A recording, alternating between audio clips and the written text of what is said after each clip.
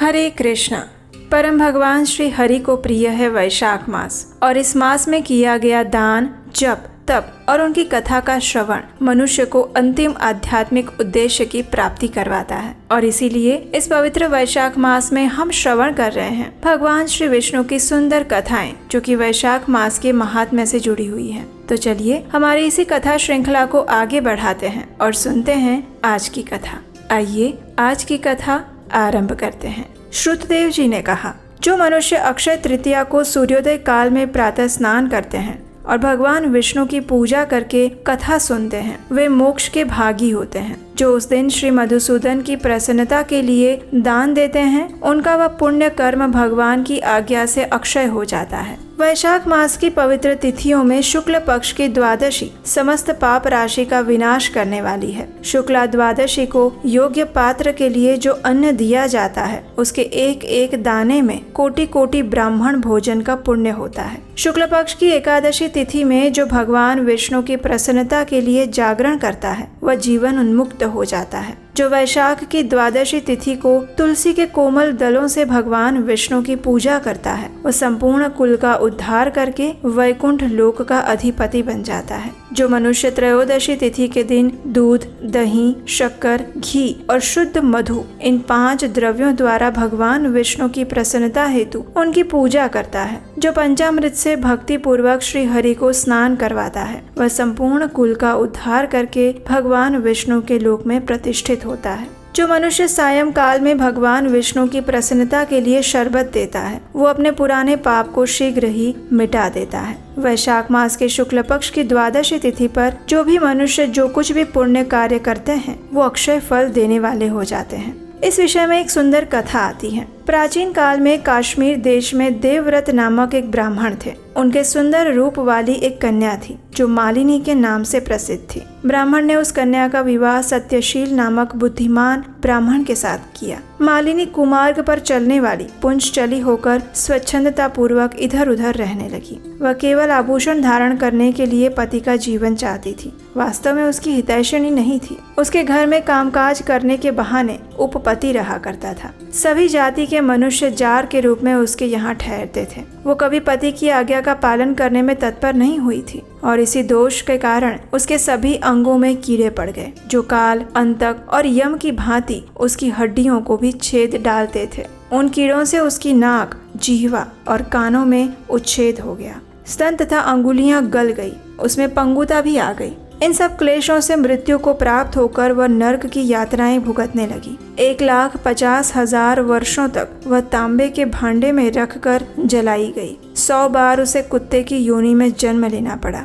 और उसके बाद सौवीर देश में पद्म बंधु नामक ब्राह्मण के घर में वो अनेक दुखों से घिरी हुई श्वान बन गई। और उस समय भी उसके कान, नाक, पूंछ और पैर कटे हुए थे। उसके सिर में कीड़े पड़ गए थे और योनि में भी कीड़े भरे रहते थे। हे राजन, इस प्रकार 30 वर्ष बीत गए। एक दिन वैशाख के शुक्ल पक्ष की द्वादशी तिथि को पद्म बंधु का पुत्र नदी में स्नान करके पवित्र होकर भीगे वस्त्र से घर आया। उसने तुलसी की वेदी के पास जाकर अपने पैर धोए और दैव योग से वह श्वान वेदी के नीचे सोई हुई थी। सूर्योदय से पहले का समय था। ब्राह्मण कुमार के चरणोदक से वो नहा गई और तत्काल उसके सारे पाप नष्ट हो गए। फिर तो उसी क्षण उसे अपने पूर्व जन्मों का स्मरण हो आया। पहले के कर्मों की याद से वह कुतिया तपस्वी के पास जाकर दीनता पूर्वक पुकारने लगी, हे मुने, आप मेरी रक्षा करें। उसने पद्म बंधु मुनि के पुत्र से अपने पूर्व जन्म के दुराचार पूर्ण वृत्तांत सुनाए और ये भी कहा, हे ब्राह्मण,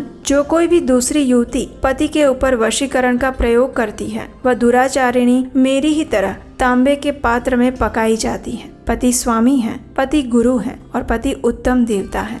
भर्ता नाथो गुरुर्भर्ता, भर्ता दैवतमुत्तमम्, विक्रियां कृत्य साध्वी सा कथम सुखम अवाप्नुयात्।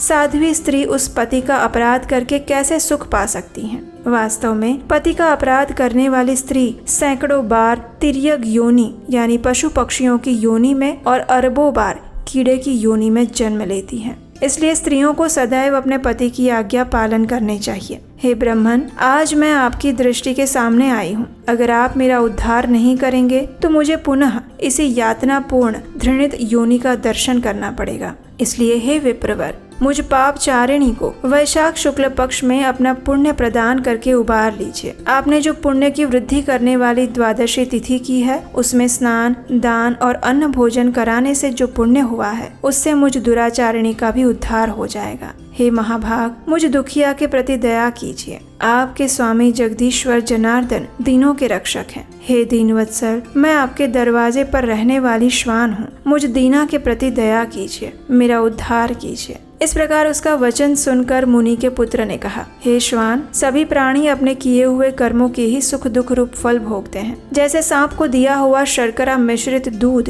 केवल उसके विष की वृद्धि करता है, उसी प्रकार पापी को दिया हुआ पुण्य उसके पाप में सहायक होता है। मुनि कुमार द्वारा ऐसा कहने पर वह श्वान दुख में डूब गई और उसके पिता के पास जाकर आर्त स्वर से क्रंदन करती हुई कहने लगी, हे पद्म बंधु बाबा, मैं तुम्हारे दरवाजे की श्वान हूँ। मैंने सदा तुम्हारी जूठन खाई है, मेरी रक्षा करो, मुझे बचाओ। गृहस्थ महात्मा के घर पर जो पालतू जीव रहते हैं, उनका उद्धार करना चाहिए, ये वेद वेत्ताओं का मत है। चांडाल, कौवे, कुत्ते ये प्रतिदिन गृहस्थों के दिए हुए टुकड़े खाते हैं, अतः उनकी दया के पात्र हैं। जो अपने ही पाले हुए रोग आदि से ग्रस्त और असमर्थ प्राणी का उद्धार नहीं करता, वो भी नरक में पड़ता है। ये विद्वानों का मत है। संसार की सृष्टि करने वाले भगवान विष्णु एक को कर्ता बनाकर स्वयं ही पत्नी, पुत्र आदि के व्याज से समस्त जंतुओं का पालन करते हैं। इसलिए दयालु होने के कारण आप मेरा उद्धार कीजिए। दुख से आतुर हुई इस श्वान की बात सुनकर घर में बैठे हुए मुनिपुत्र तुरंत घर से बाहर आए। उसी समय दयानिधान पद्म बंधु ने उस श्वान से पूछा,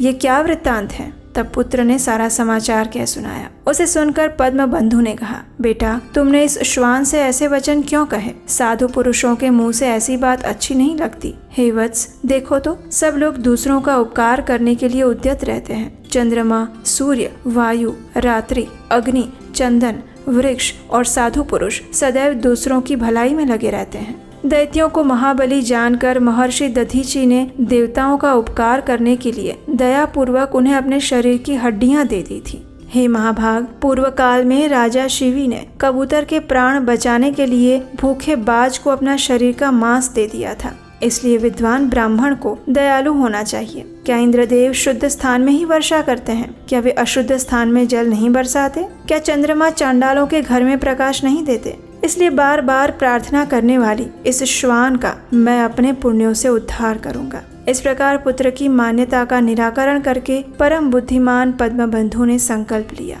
हे श्वान, ले, मैंने द्वादशी का महापुण्य तुझे अर्पित किया। ब्राह्मण के इतना कहते ही वो श्वान सहसा अपने प्राचीन शरीर का त्याग कर देती है और दिव्य देह धारण करके दिव्य वस्त्र आभूषणों से विभूषित होकर 10 दिशाओं को प्रकाशित करती हुई ब्राह्मण की आज्ञा लेकर स्वर्गलोक में चली जाती है। वह महान सुखों का उपभोग करके इस पृथ्वी पर भगवान नर नारायण के अंश से उर्वशी नाम की अप्सरा बनकर पुनः प्रकट होती है। तो ये थी वैशाख मास की ये पौराणिक कथा, जिसमें हमने वैशाख मास की शुक्ल द्वादशी और अक्षय तृतीया तिथि के महत्व के विषय में जाना। हमें आशा है कि ये कथा आपको अच्छी लगी होगी। ऐसी कथाओं को सुनते रहने के लिए इस चैनल को सब्सक्राइब करके रख लीजिए, वीडियो को लाइक कीजिए और शेयर कीजिए। और हम आपसे मिलेंगे बहुत जल्द इसी कथा श्रृंखला की अगली कड़ी के साथ, कल प्रातःकाल। हरे कृष्णा।